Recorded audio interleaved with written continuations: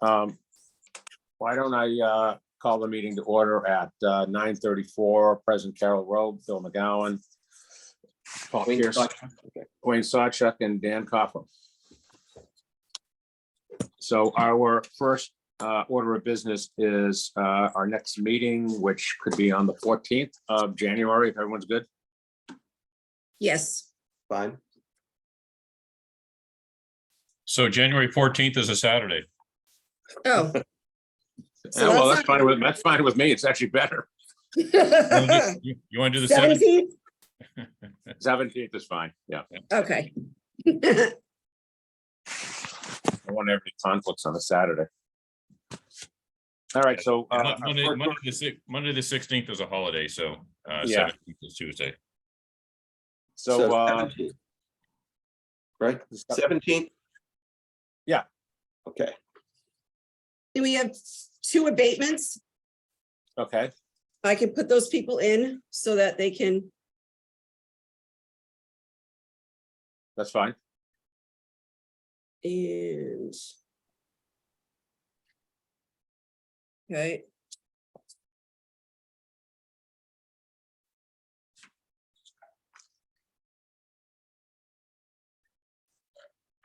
One is, I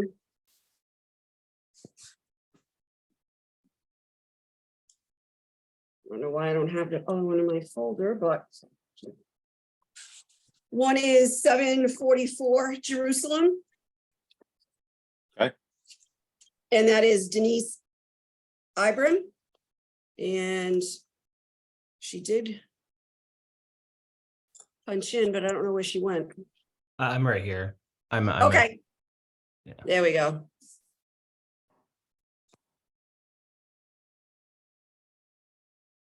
you have the request and the amounts? Yes. Can you put them up on the screen? I'll try.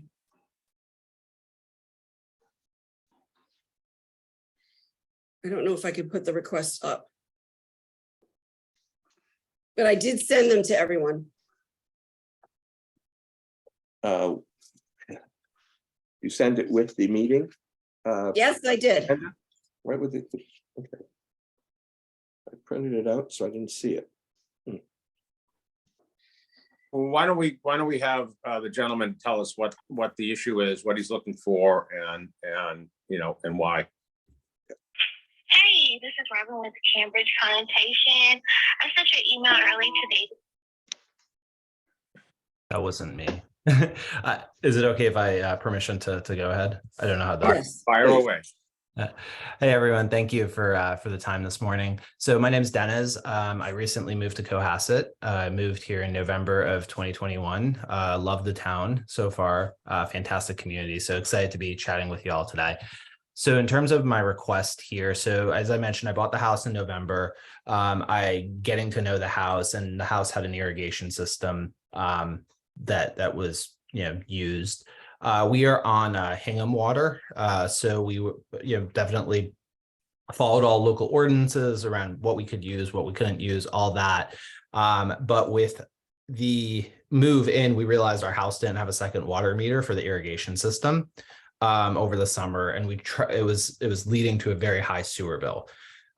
If you look at the historicals, it's about 2,000 cubic feet, I believe, per quarter. And we are in the, we're like 4 or 5x that amount right now.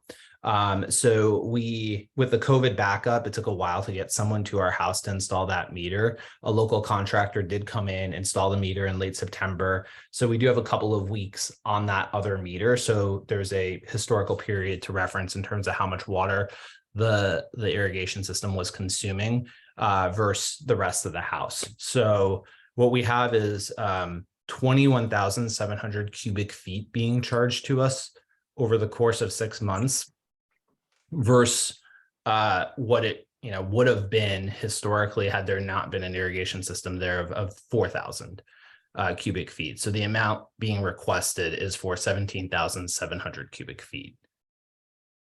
What's the dollar amount from what to what?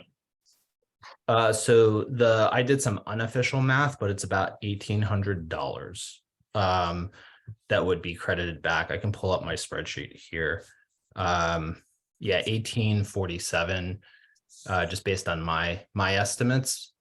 So it would be somewhere around there. And the total bill was what?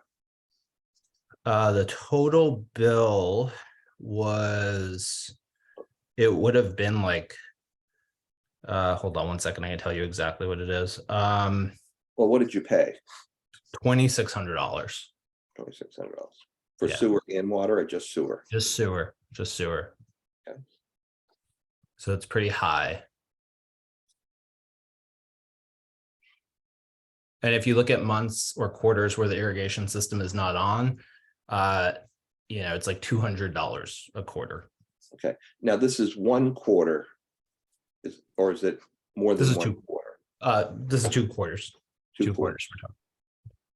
we're talking. So so the difference is $800 between the $2,600 and the $1,800 credit, right? Yeah. So you're saying you're using $400 a quarter. Hold on, my apologies. Let me look at the spreadsheet. Okay, so the 9/13 bill was $1,600. The 6/13 bill was $722. So and then the 3/14 was $241. So it depends on the quarter, like the difference. So you got, Carol, do you have the historics from prior to him moving in, what it would be? Like I do the not. prior year? No, I don't, not right now. But I can look it up. And they had a system too. So you would have, like, we didn't install a system. It's been with the house.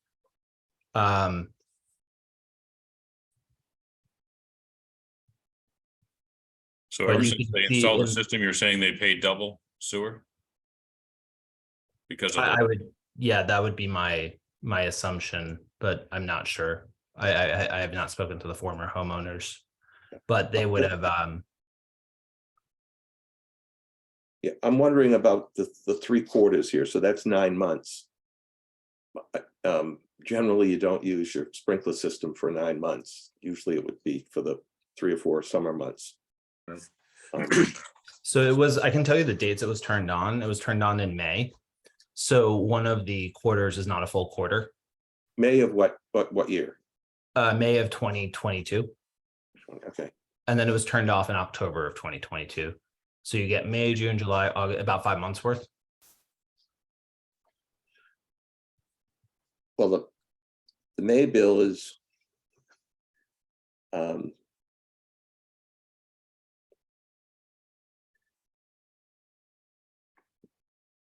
January. Sometimes it's January, February, March, and the yeah, bill. so fourth quarter would have been May, June, and I'm sorry, would have been April, May, and June, right? That would be your fourth quarter to the town. Yes, yes. Because July starts new fiscal year. So I can, if you guys want, I can share my screen. I can share the numbers I'm looking at here if helpful. Would that be helpful? Sure. Well, is this your spreadsheet or is this what we sent to you as a bill? The spread, I took what you sent to me as the historicals and just put it in a spreadsheet. So I could pull up the historicals as well if you want. I have that. Which would be more helpful. I'm happy to pull up whichever. Why don't you put up your spreadsheet first so we can just take a look at the time period and the bill amounts. Okay. Host disabled participant screen sharing. Am I able to share by any chance or? Yeah, you run as a panelist, so you should be able to. Yeah, it's not letting me. Let me take a look here.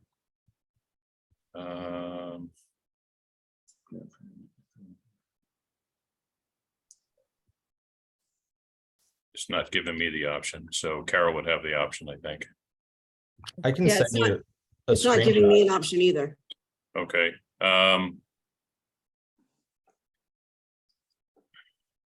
Why don't you send me your spreadsheet information? And then I can get that to the board and they can review. Yeah, here, I'll send it. I'm sorry, was that Brenda that was speaking? Carol, Carol, So, Yeah, Carol, I'll send it to you right now.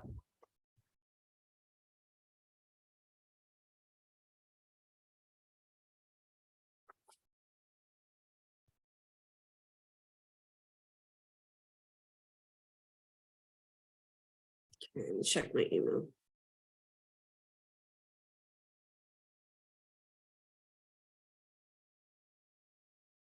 I just sent it to you.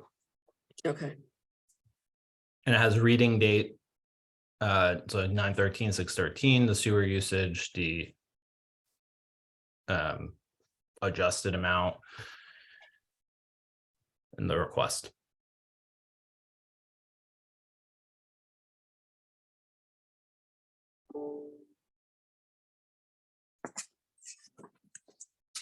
okay, hold on, I'm gonna forward this to the. So I just clicked, who can share the screen, host and panelists, so you can go ahead and try it now, Dan. Oh, okay.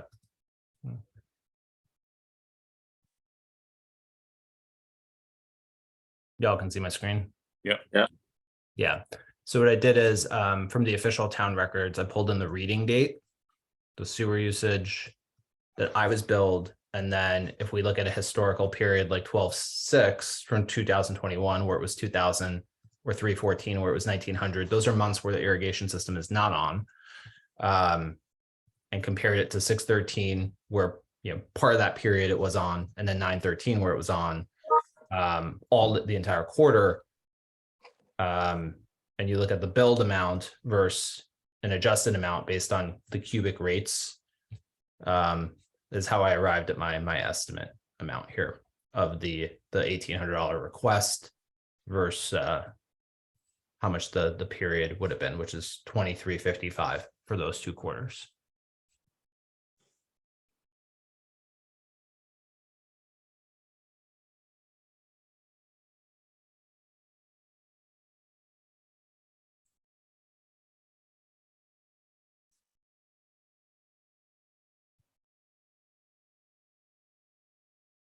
Do you have the water usage for both of those as well?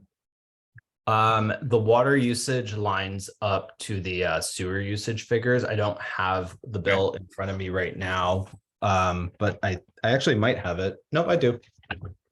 Yeah. So the June, which figure would be most helpful to you? Well, I just want to see what they're billing you for water through Hingham, right? Through Weir River, yeah. So like, here's my bill. Yeah. your I bill, don't know if that, billed amounts, right?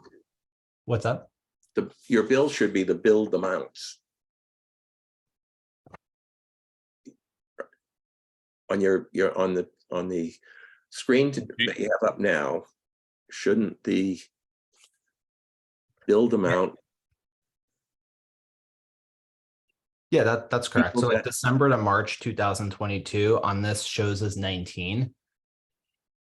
Which is in hundreds of cubic feet, which lines up to the sewer usage for 3/14. The 3/14 reading, and then the March-June 2022 says 65 on this, which lines up to the 6,500 sewer usage. So they do line up.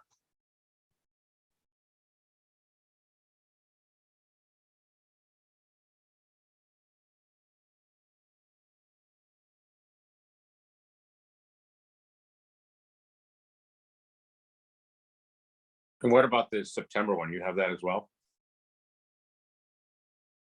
The September reading or the September, Water? the last the 9/13/22 bill is the one I'm looking at. So are you asking for the like 12/13/22 bill? Yes. I don't have that. I literally just got it in the mail. I don't have it in front of me. right this second. Because they're billing you in the rears, right? So this would have been July, August, September. Billing, and then they do another reading, and that's for that September billing, right? So that would have been July, August, and September in that 15,200. Yeah, yeah. Yeah, and then the next one would be the September, October, November. When did you put the meter in? I put the meter in late September.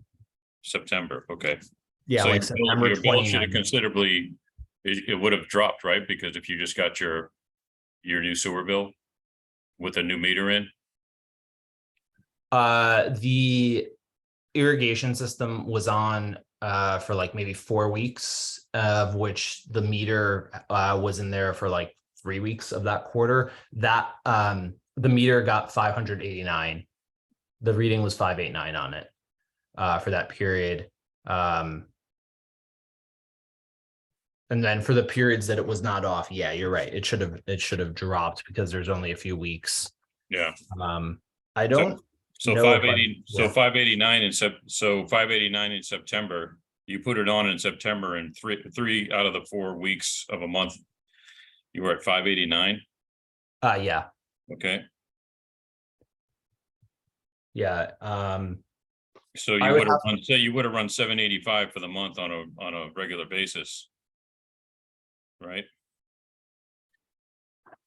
Through the irrigation. Yeah, Or so you would have had 2355 on average for a quarter. In addition to your normal water usage.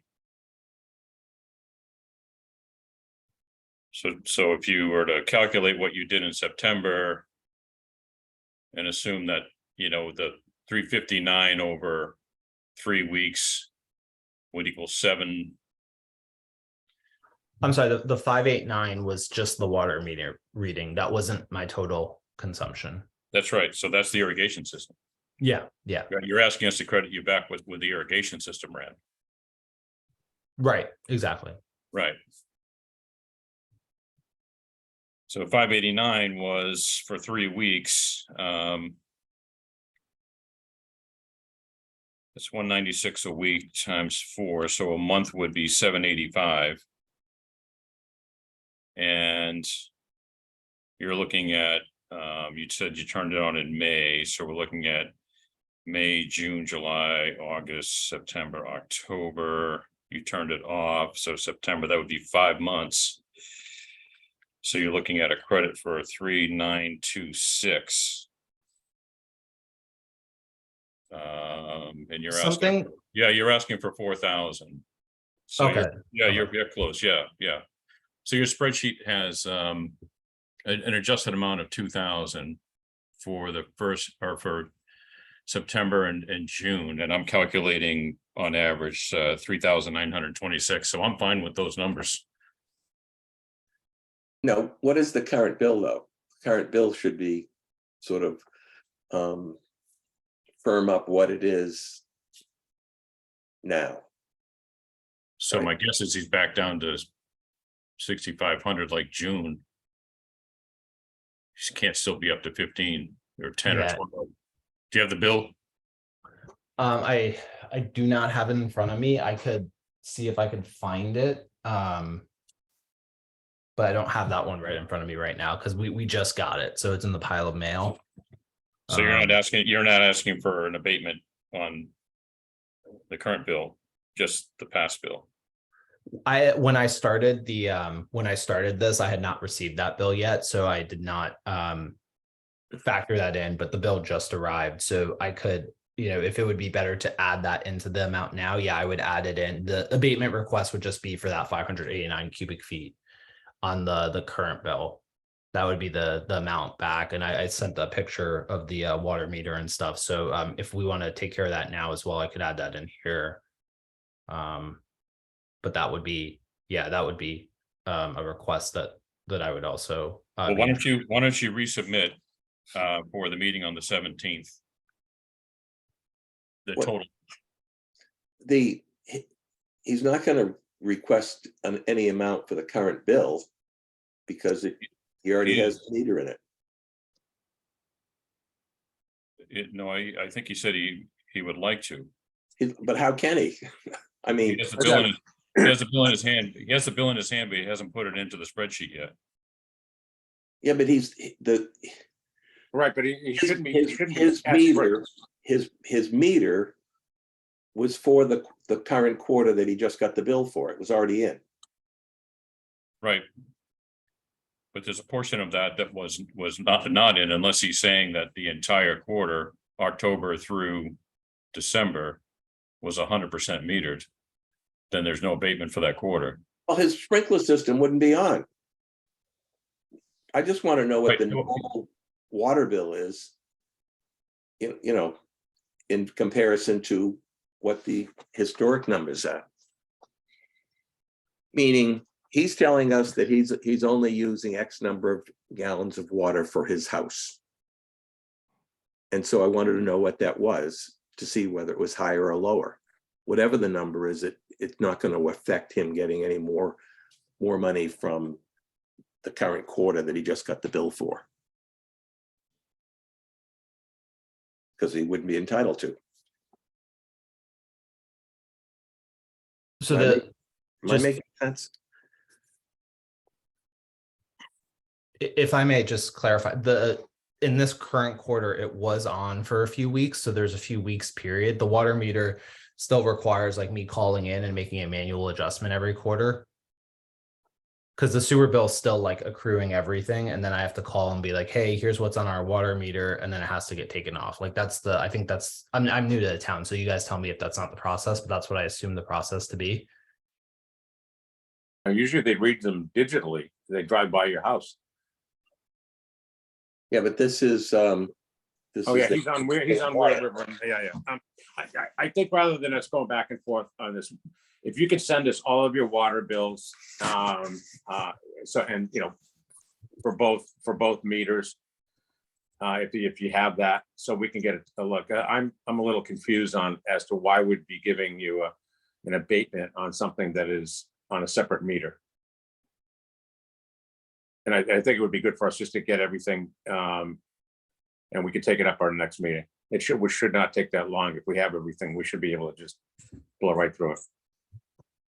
Okay, so you want my water bills, sewer bills. Next meeting 17. Okay. Thank you. Okay, thank you so much. I appreciate it. All right. Bye. Now 744 Jerusalem. Yep, And I'm free to go now, right? Yep. yes, Okay, cool. Thank you, everyone. See you on the 17th. thank you.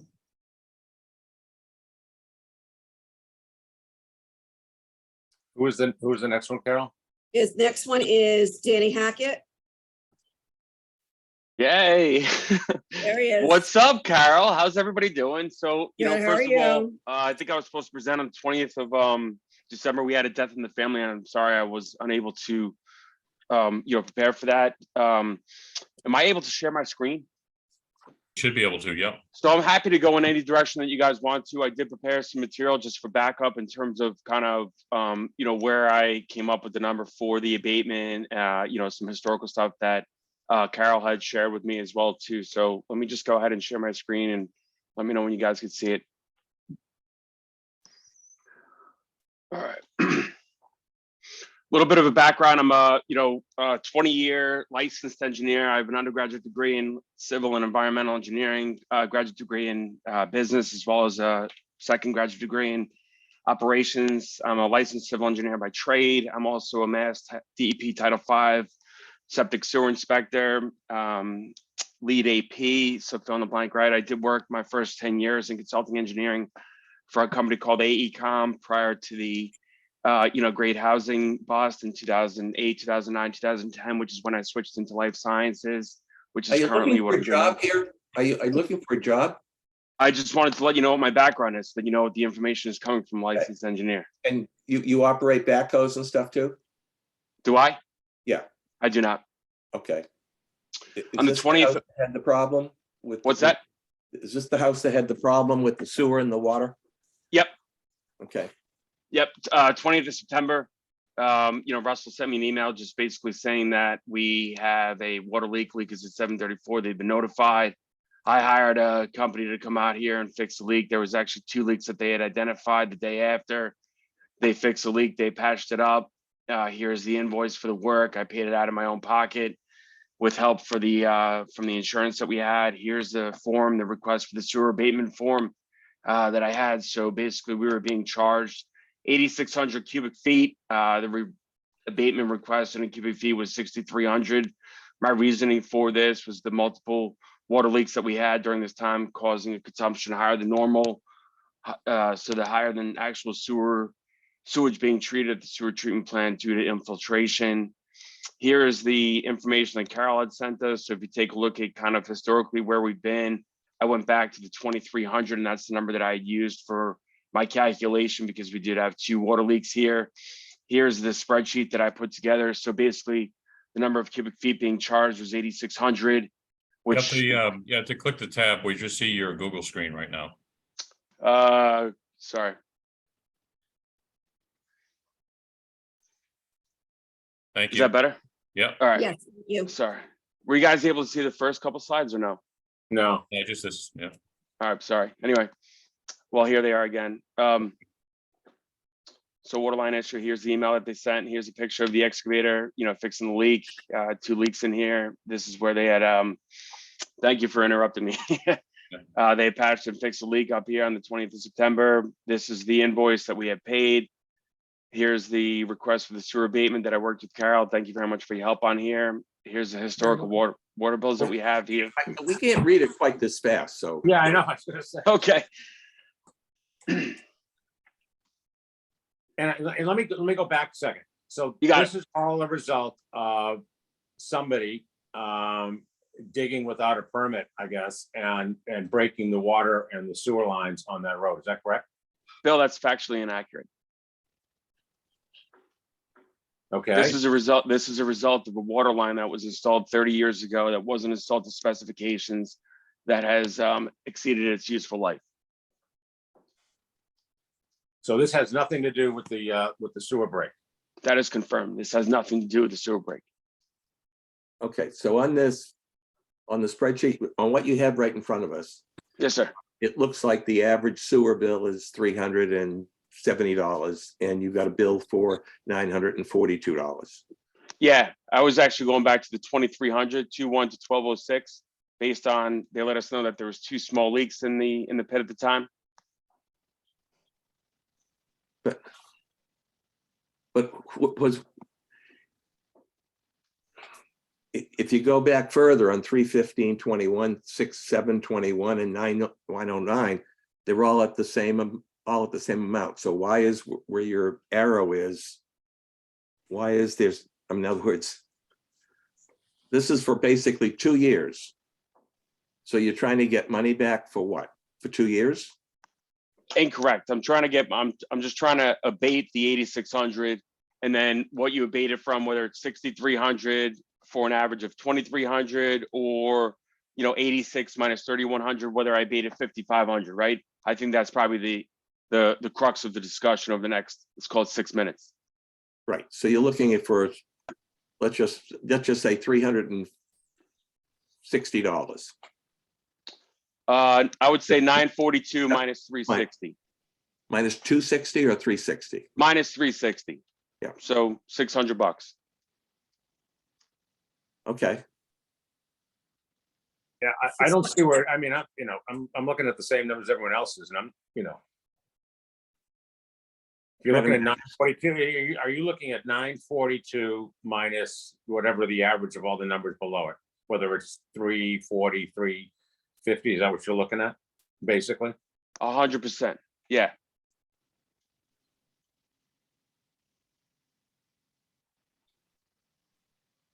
Okay. I don't seem to have a problem with that. Thank you.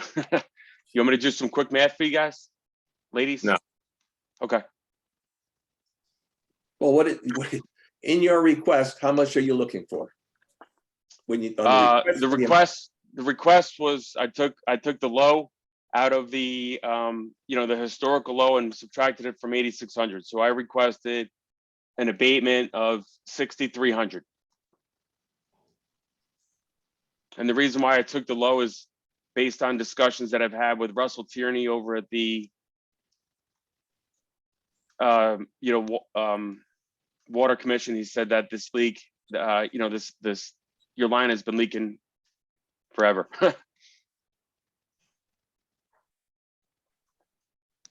Well, why would it be leaking less on that particular time than it is on the rest of the time? Why are you taking the smallest number when if it's been leaking all the time? Yeah. Did it stop leaking on that quarter? The reason why I took Stop by $100, right? The reason why I took the smaller number, the US EPA also includes, on their average, around 14% of the water usage is included in leaks, which wasn't calculated in the 2,300. It's 10:06. I'm happy to end this conversation in 4 minutes. I think 2 minutes ago was proposed to take the average of these. I took the average of those already. So the average of those is $343.17. So $600, $599. If I subtract that from the 942.56, you're at 599.39. Love it. So I have a motion to allow an abatement for a total of $599.39. Second. Bill, you gonna do a roll call vote? Sure. Yeah, all in favor. So Bill McGowan, aye. Paul Kearsarge, aye. Wayne Sawchuck, aye. Yeah, one final question. You have fixed this leak, is that correct? Yes, sir. Okay, Thank you. Ladies and gentlemen, thank you very much for your time.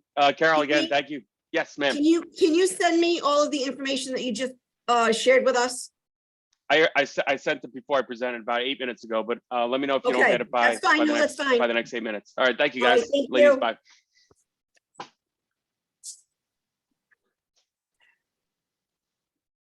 okay, so our next order of business is the Cook Estate. Okay, hold on one moment.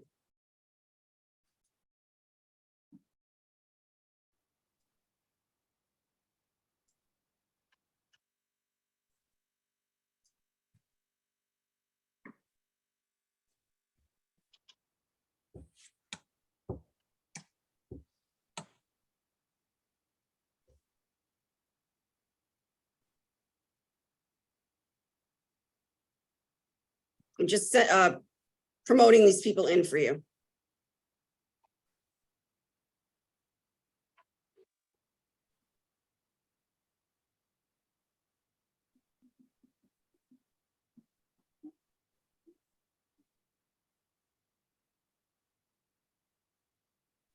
Okay. Should be good. Hey, Bill, everybody, this is Tom Flannery. Happy New Year.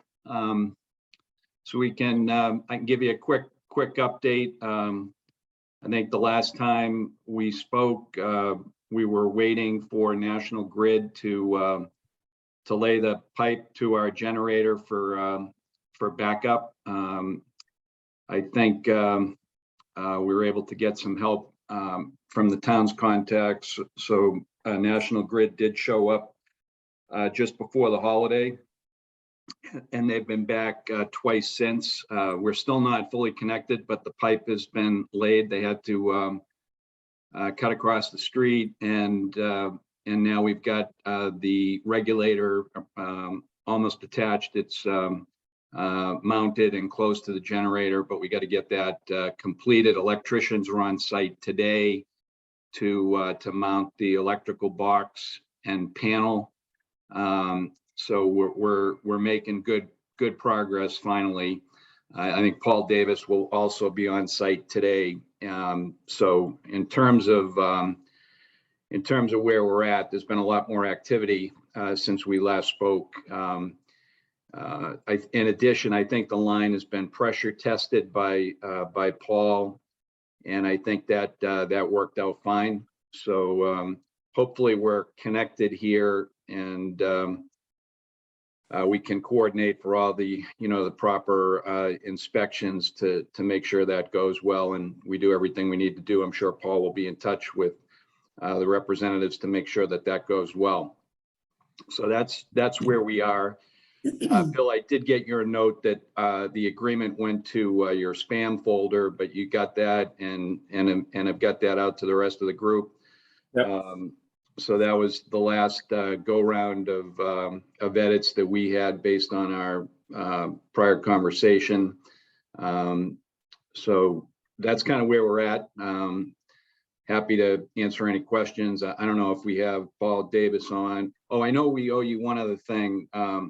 And that was the operations manual. That was one of the things you would ask for, 1 or 2 page. And we've talked to, Sean Hardy has talked to the pumping company that manufactured the pump. So we'll get some sort of an operations manual, an emergency operations manual that will encompass those couple of pages that were requested, and we'll file that as an amendment to the agreement.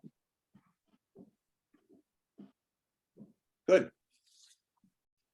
So in addition to that, Tom, I know any copies of warranties for the capital equipment would be appreciated as well.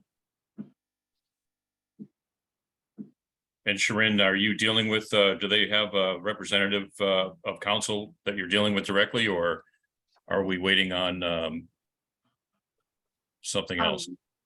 Well, I wanted to get you my comments and had some questions about the edits that were made. Okay. I'm not sure if this is the clear forum, but should I send you my comments and then we can work on it, or would you like to discuss that? You could send them to me and to Ellen Shapiro, who we work with. She's our attorney, so she's kind of been in charge of all the edits and versions. So if you wanted to send them to her and me, and then we can either coordinate a call or I'll work with her on those. Right. Before I do that, I need to send the edits to Bill and Paul and the sewer Okay. commissioners. So I will get that. Okay. Very good. All right. And the sewer commissioners, can we set up a time to discuss those changes, or how would you like to handle this? Well, I suppose we could do it individually until the next meeting, but it's probably the easiest thing. If you send them to us, we'll give you back our individuals, and then we could discuss it at our next meeting. Okay, sounds good. All right. Thank you. All right.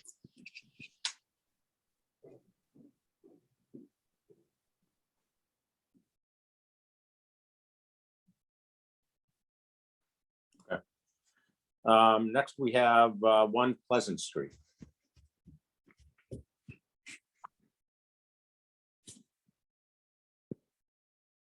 I'm not sure if you had CJC update, but you skipped over that one. Oh, I did? Yep. Oh, we can go there then. Okay. Let's go to CJC first. I'm sorry. Sorry, Jeff. No worries. Mets and Mets, right? Yeah. Happy New Year to everybody. Since our last meeting, Mark Negrati had sent in a letter explaining the reasoning behind the request, and I formally sent in a request with a suggested revised or suggested amendment to the agreement. Essentially, we're seeking to amend the agreement to eliminate the need to report on the quarterly reports, the maximum daily flow, and the peak hourly flow. Everything else being the same. There's a substantial cost to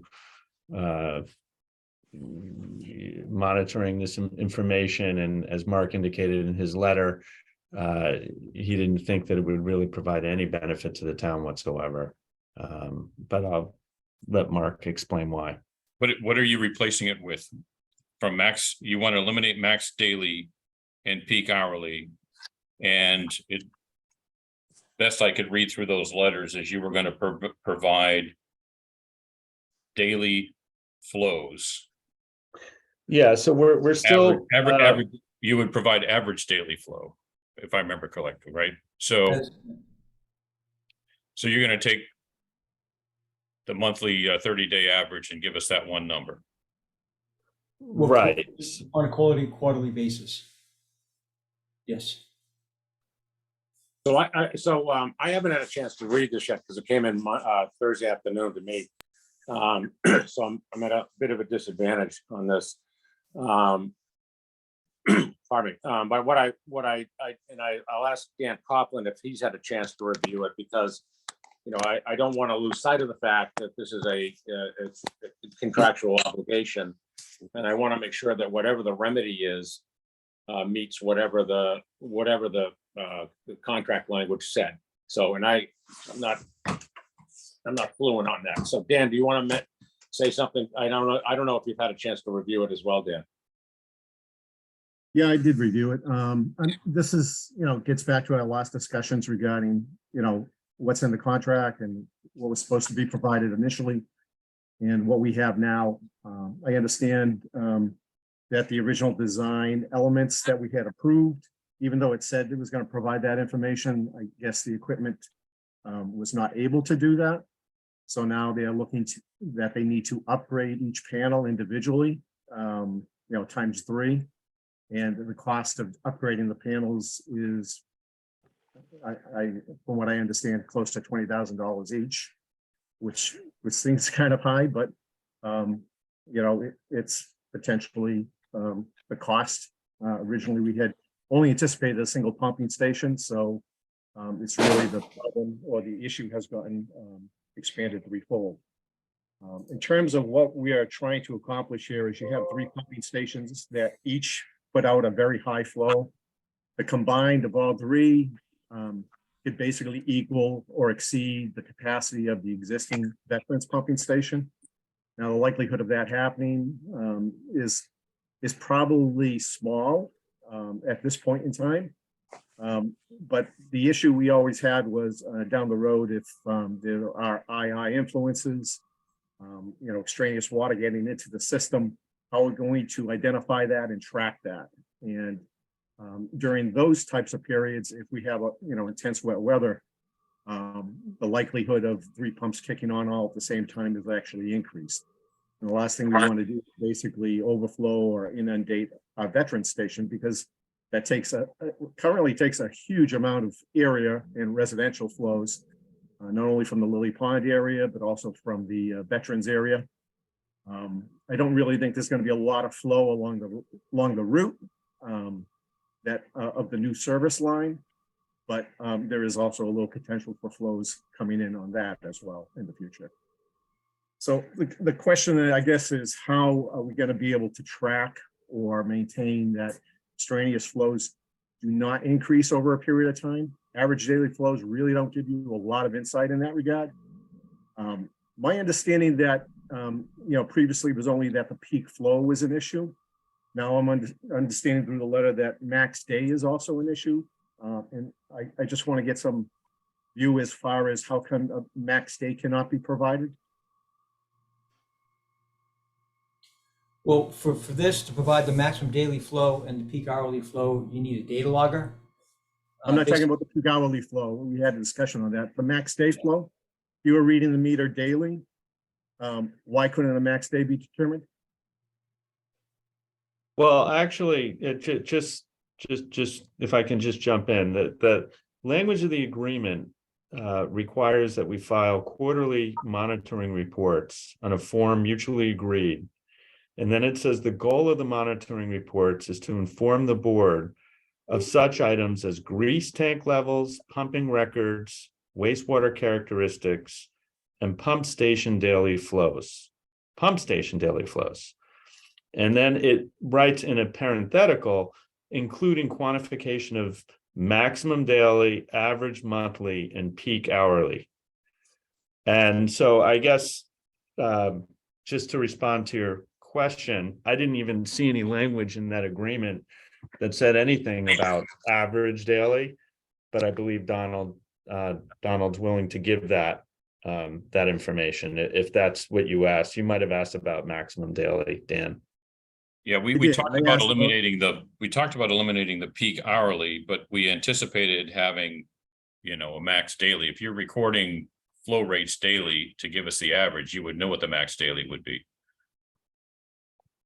That to obtain that information on this system right now, you would have to read that device on a daily basis, on a physical read. Go out there, open up the cabinet and read it.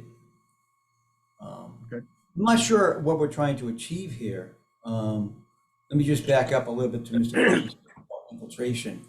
We all know this system has been tested, the grease traps, the septic tank, sorry, not septic tank. The pump stations have been tested, air tested for infiltration. The water lines have been pressure tested. So it meets standard practices. Not sure why we're concerned with infiltration with the system. The system was built on an area that was an old leaching field at one time. We did not experience or see any groundwater while the installation of these pipes. So I'm not sure that there is a deep concern for infiltration from the facility area. Also, the system is designed, Title V uses we use Title V to design the pump stations on an average daily flow, which can also be matched up with the water meter readings on an average daily flow. So given a month period, you can obtain the data, do your math, compute to see if there's any infiltration between the meter reading, the water meter, the portable water readings, and the discharge from each pump station. So that information is available on an average daily. Right, the average daily test that dilute what you actually see. Trial basis. I don't see a big need or a value of obtaining peak hourly flows on this system. The system is going to be washed as it gets down to the road into that pump station, that the town-owned pump station. It's going to be washed or mixed with other use waters. Well, it may not be. You're talking about other flows tying in along the line? It could be. And also when it reaches down to Pella Road, it's going to be tied into other gravity line systems coming from the west side and also from the south that the Pella Road is currently servicing today. Right, and that's kind of the concern, is if we have too much flow from this one service, the capacity of the station is going to be limited further, and it does serve a very large residential area. And that's why we're looking to have some flow data established for these site. pump stations that are on site, these are not large pump stations. These are small industrial or commercial type pump stations. These are not large. So can I ask a very uninformed, as not an engineer type question? Why was this not brought up prior to us signing the contract? I wasn't privy to that during the agreement period. I wasn't privy to that information.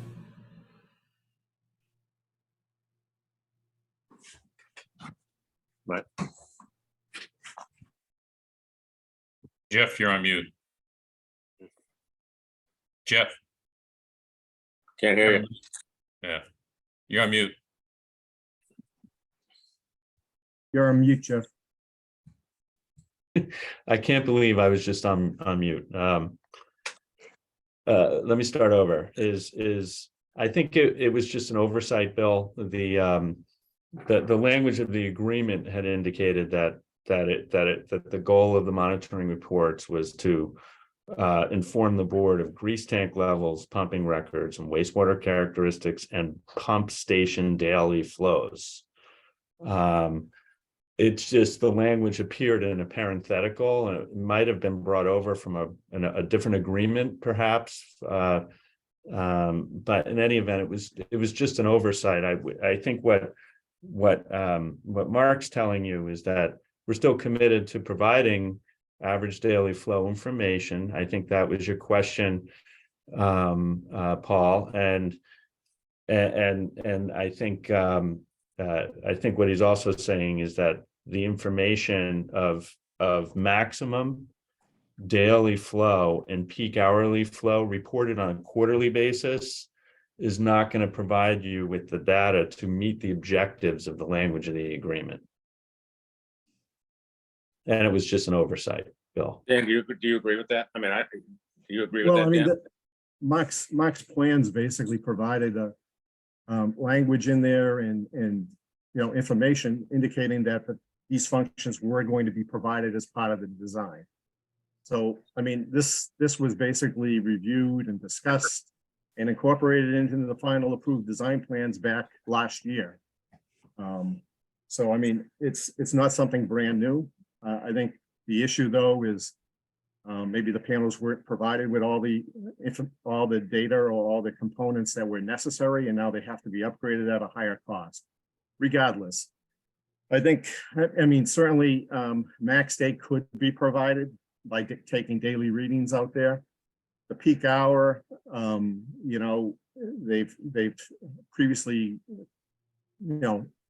had some issues with trying to capture that with the electronic equipment that's out there and keeping, recording that data.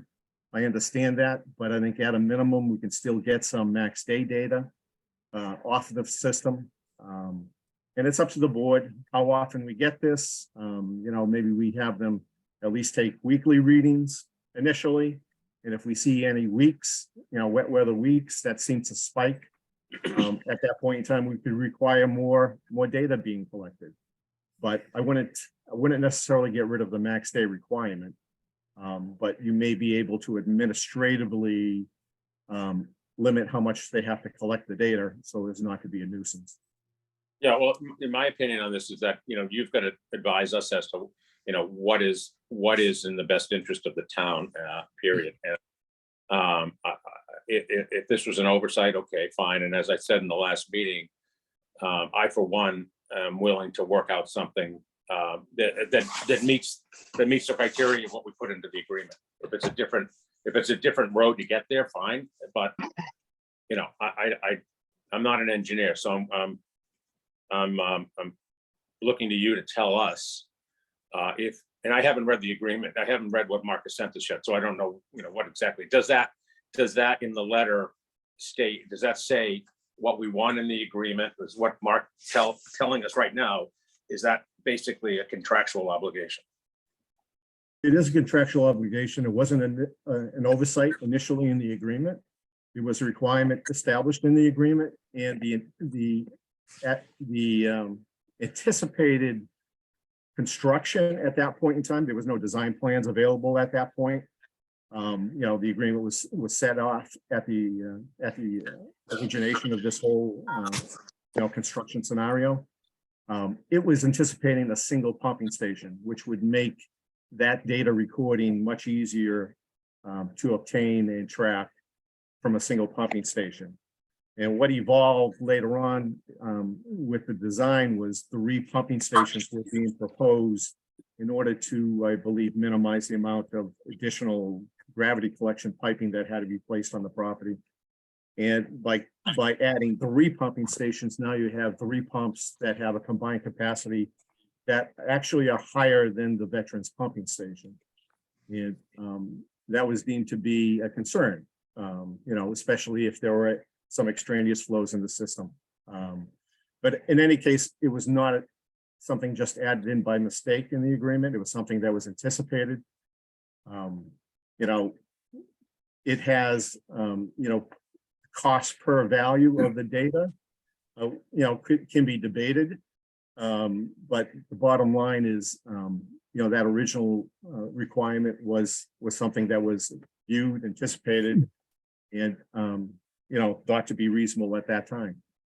So Greg, Bill, can I? Or Yeah, Greg, go Claudia, ahead. jump here? Thanks.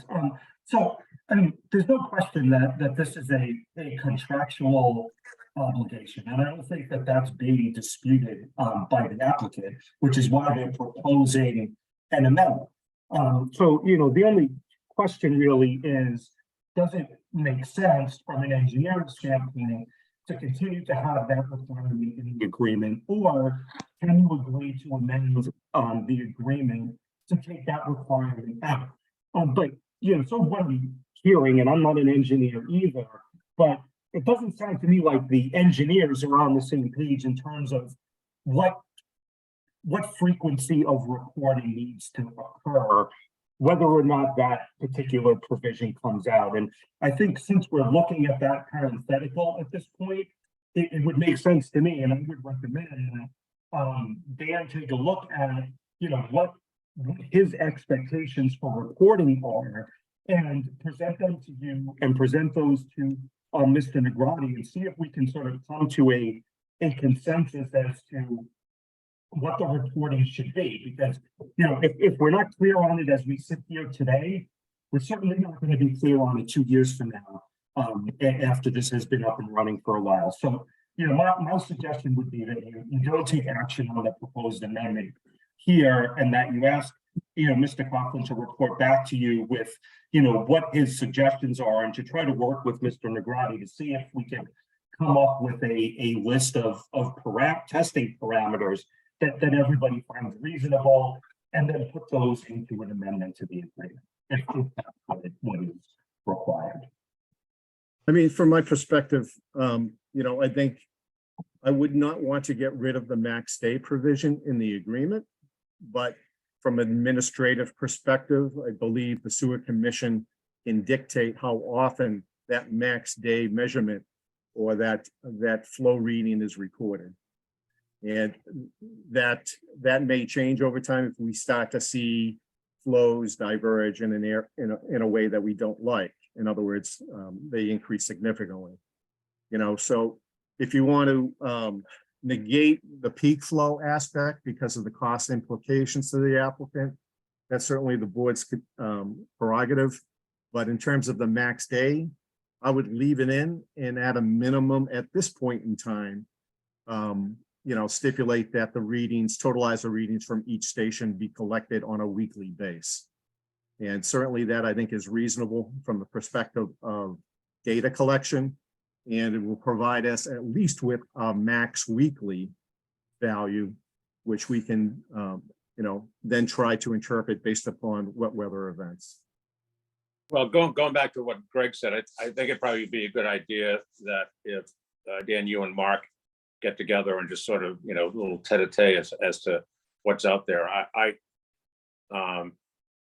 welcome the rest of the board to say something as well, but I would. I would agree I think with. we're spending too much time on this, and I think Greg's idea is fine. I think you guys get together, we work out some language that is amenable to the town and to the applicant, and go from there. So one thing that we did agree to is that Wayne Sawchuk would be present in some manner, whether it be on the phone or Zoom, for these meetings that he's having with Dan and Mark. So I'd like that to continue with Wayne. I would agree that we would need some sort of baseline anyway for a 6-month period or a 12-month period, or whatever it is we decide as a board. So once we have a baseline, the data will lead us to either maintaining that type of reporting or reducing it or increasing it based on the data. So the data will tell us what to do next, I think. So I think if we establish a baseline, I think that would be the best way to go. And how frequently that baseline is determined, you know, the three of them, you know, Wayne, Dan, and Mark can work out. You know, we don't know what the operational schedule is of the three buildings are yet. So we'd have to figure that out and then come up with a frequency. Thanks, Paul. I have one, something that's sort of keeps coming up in my mind is that we have the 3 pump stations and we're putting them into a 6-inch gravity line. And I believe that we should have a recording device near the pump station that takes the 6-inch line that's there and measures that flow on a continuous basis, just like the line that goes to Hull from North Cohasset. And I don't think a device there would be that expensive, and it would be up to the town to, you know, change it monthly or however it's changed in terms of any recording information. So I'd like to hear, and then that gives you the opportunity, if there's any leaks in the collection line, the gravity line, that it's going to get picked up with a change in flows. May I speak to that? Please. All right. So pressurized flow meters and gravity line flow meters are different. They function differently. In gravity, in terms of what you're saying with the 6-inch pipe, that flow meter to work effectively and to give you the right information that you're looking for needs to have flow in a continuous flow or flow in that pipe. Having that pipe with the 3 pump stations connected to that pumping 6 to 8 times a day in the range of that, it's not going to provide you continuous flow. That pipe is going to be mostly dry. So one pump will kick on, it's going to pump the 600 gallons or 700 gallons up to that 6-inch line, and then the pump or that line will remain dry once that water runs through. And that flow meter, if installed in that gravity line, won't function correctly. So I don't think we're achieving what we're trying to the information. We wouldn't obtain the information we're trying to obtain with that. Question I have is, Dan is concerned that if all 3 pumps were pumping and it potentially overloaded the plant, how do you find that answer at the pump station? You know, you would get an alarm certainly or something if the flow reached a certain peak. And aren't we capturing how much water is going through the pump stations right now? Is there a flow meter on the gravity line system on the south into the west? Well, I don't. On Tupelo Road pump station, is there a flow meter at the Tupelo Road pump station today? No. So how do we know how much? So you don't have a pump station or flow meter on a municipal pump station currently? Dan, can you answer that? No. So the answer is no. So All I don't right. know how much the pump station is going to handle. And how, I mean.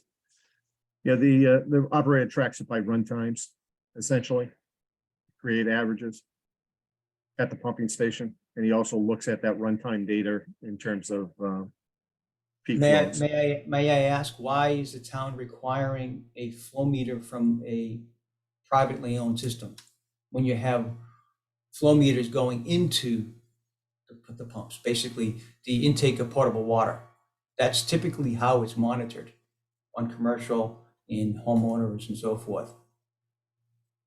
Yeah, I know we're commercial- going down a different rabbit hole now, but I'm trying to understand.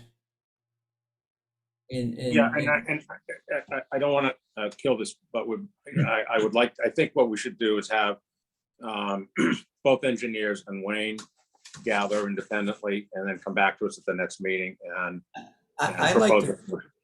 at this point, I don't think a meeting is required. I think if I may, Mr. Stasko, speak freely, I think what we should offer or provide is that we read the meters on a monthly basis for the first quarter and see if there's an issue. And then you can back into the average daily flows and correlate with the flows coming into the buildings from the portable water meters and provide a report that way. Could you do it on a monthly basis? As far as the collection? Just On a what basis, Wayne? monthly, and then when you do it on a quarterly basis, you're talking 3 months. Which is just. The agreement requires average monthly. So it was anticipated. But you report it quarterly though, so we get 3 months of data. Yes, I'm asking if you report monthly for a short period of time. that doesn't seem to be an issue. Donald, do you have an issue with that? No, I don't have an issue with that. I just want to make a comment. All 3 of the buildings were projected to DEP standards as far as average daily flow. We have 10 years of water records for Stop and Shop and 380 building. We are only using 1/3 of what DEP says. So I don't think you're going to have an issue. Mr. Coughlin says about worrying about overflowing and stuff like that. When we're only using 1/3 of what DEP says, I don't think we're going to have an issue. And just recently, weren't the pumps upgraded to the Tupelo pump station? And didn't the engineer say it could handle almost double what it's been handling?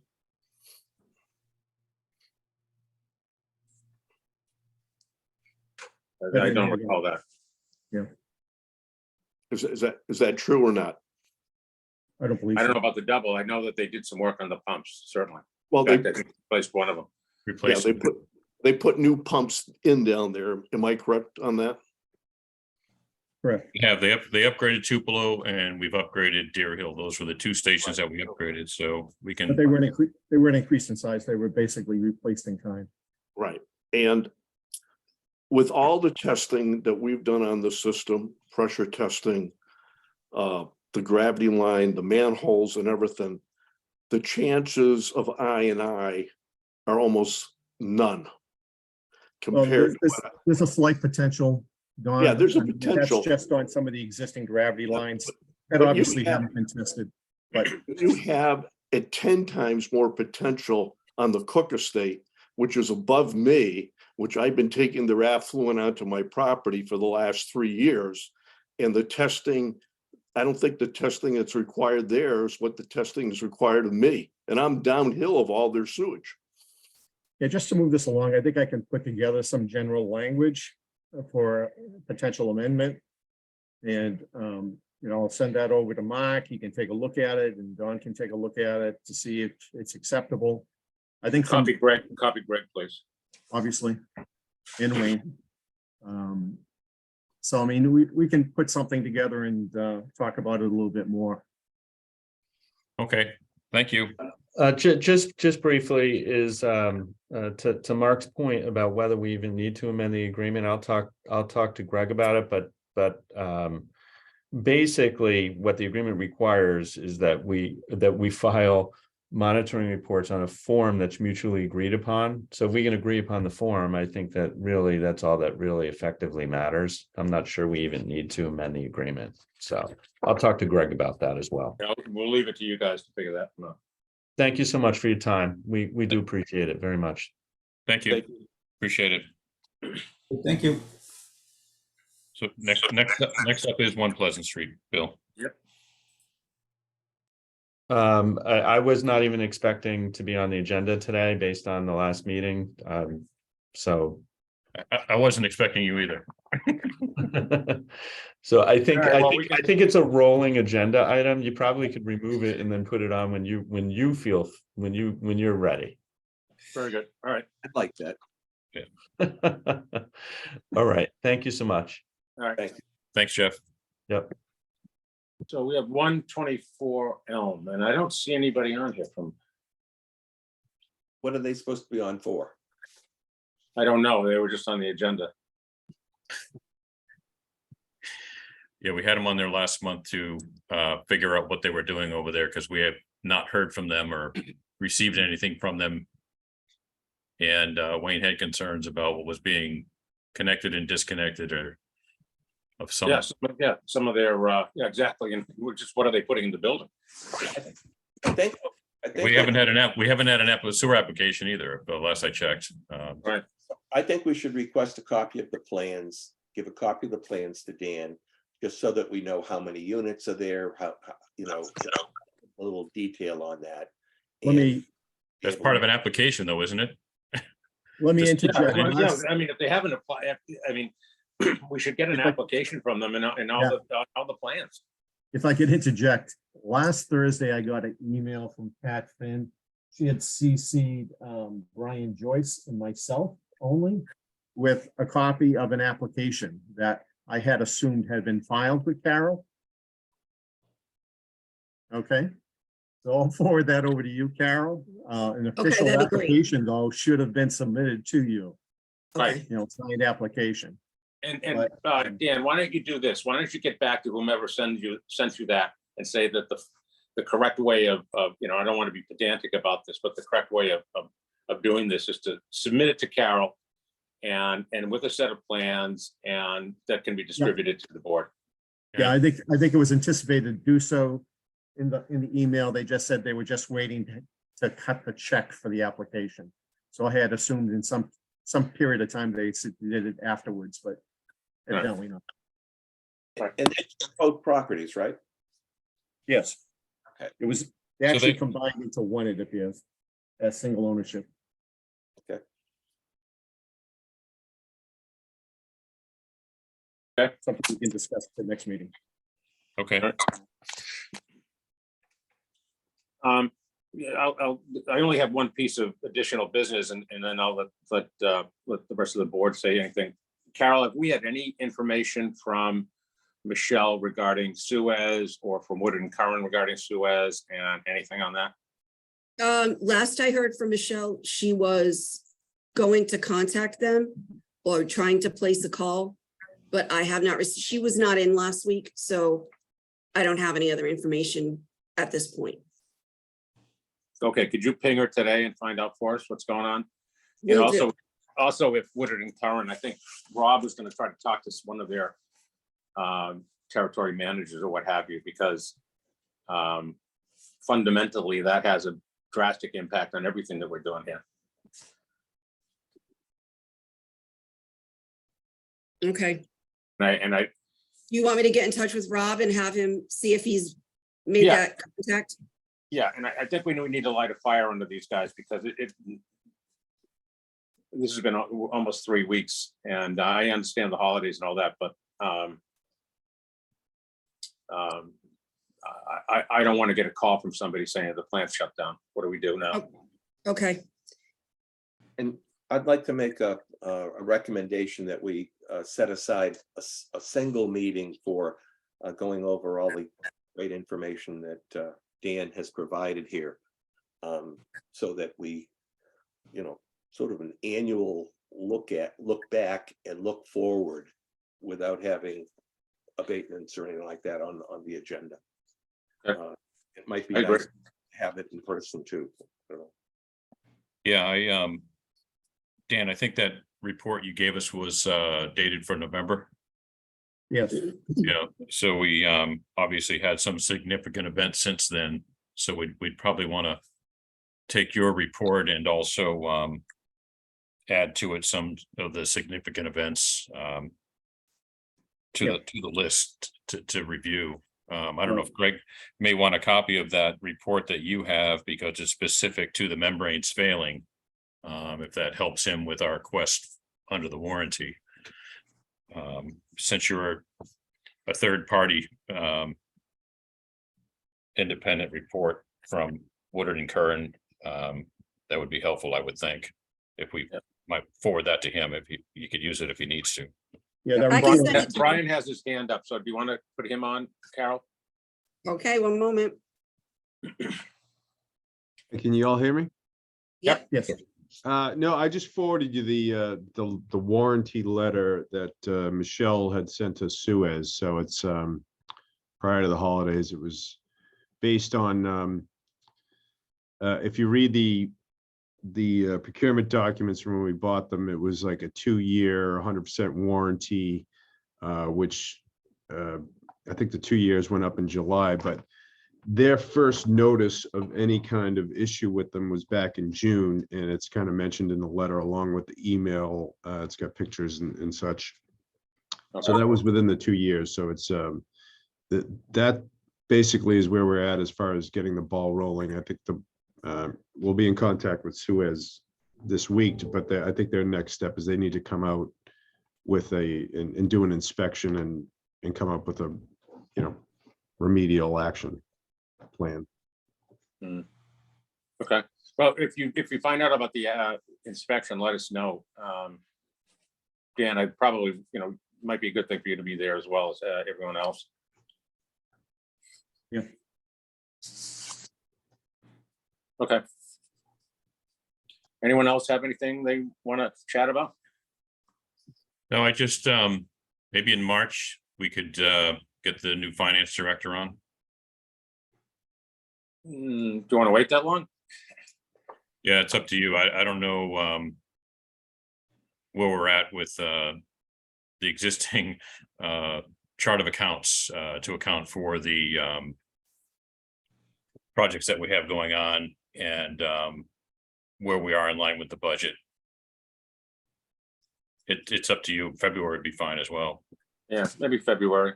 Yeah, One other thing I wanted to mention too in our report was the influence screw or influence screen. Mhm. You know, we noticed that at that last inspection too, a lot of where the brushes basically have come completely detached from the screw. So it's not really functioning very well.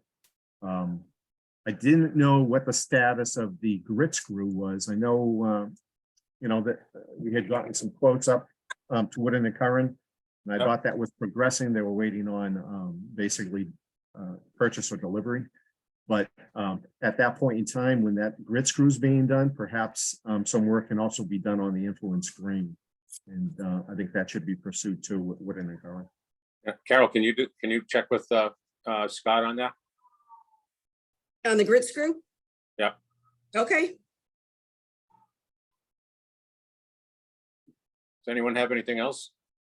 yeah, just before the finance meeting that we have in February, if Carol could send out to everybody the copy of our 10-year capital budget. It's just something we'd want to update with Dan's input and, you know, this new roof that we have to put on and the barn doors. I want to make sure everything's there so we have an idea. Yeah. Anybody else? I'll make a motion that we adjourn the meeting. Hulk here, second. Wayne Sawchuck. All Third. right, so Bill McGowan, aye. Hulk your side. Wayne Sawchuck, aye. Thank you, everybody. Happy Thank New you. Year. All right, Happy New Year. likewise. Take care, everyone. Bye. Hi, everyone. Happy New Year. I know.